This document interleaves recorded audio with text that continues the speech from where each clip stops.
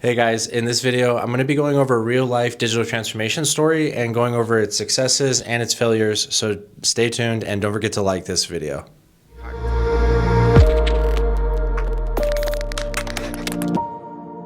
want to talk about a really large project that I had earlier on in my career.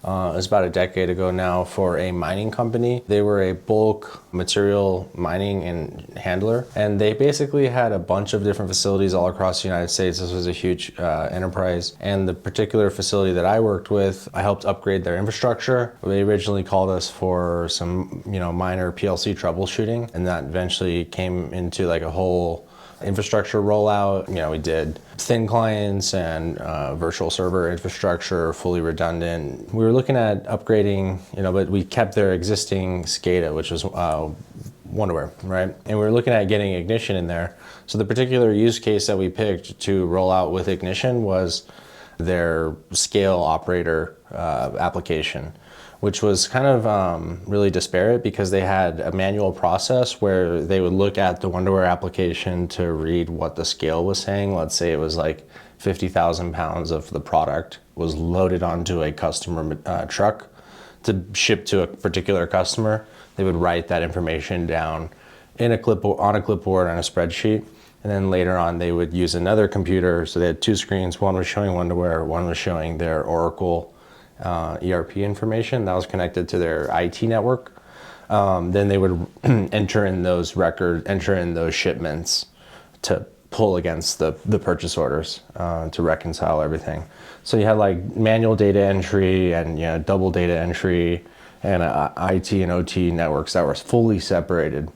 So this was the perfect opportunity for Ignition, because Ignition, being able to connect to multiple databases, multiple PLCs, be able to was the perfect opportunity to be able to bridge the OT and IT divide. So we connected to obviously the PLCs, which were quantum PLCs. We connected to those PLCs. We connected to their Oracle, and then we also connected to their IT network. So we were able to connect to their Oracle database to be able to collect those records.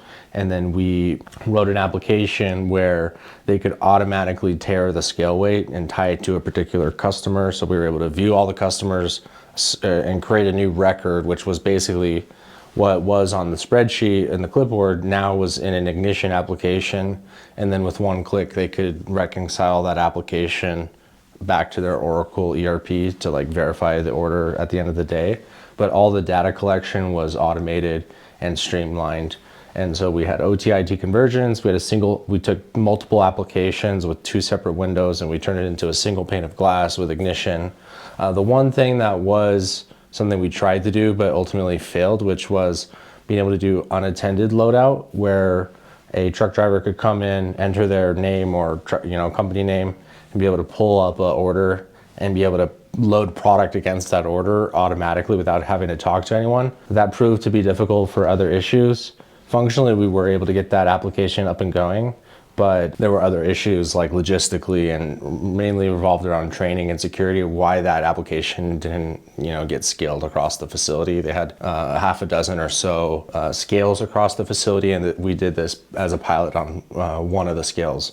But ultimately, connecting to their IT network for their enterprise database, connecting to their PLCs to be able to bridge the gap between those two networks, be able to automate the workflows of the scale operator was a huge success, and that was ultimately what we needed to be able to roll Ignition out to the rest of the facility.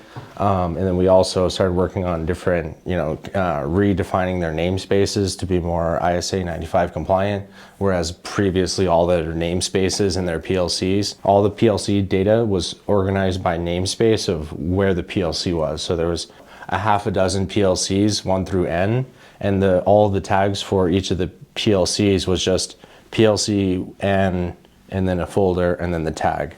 So there wasn't really any, that worked well for the Wonderware application, but if you're trying to take full advantage of the namespaces, being able to create dynamic applications and dynamic reporting, you really want everything to be object-oriented. So you want an enterprise site area line cell, where the cell is the individual piece of equipment that's on a particular line.